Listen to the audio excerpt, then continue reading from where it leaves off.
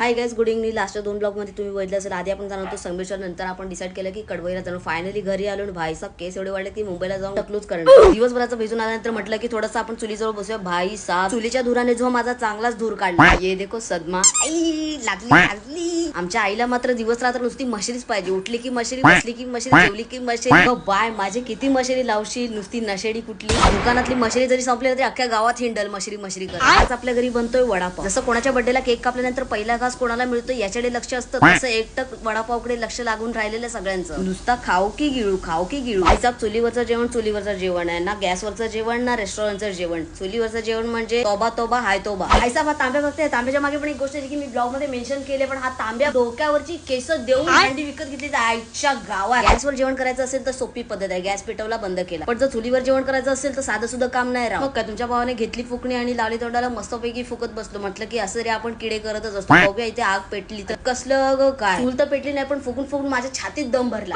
bye ग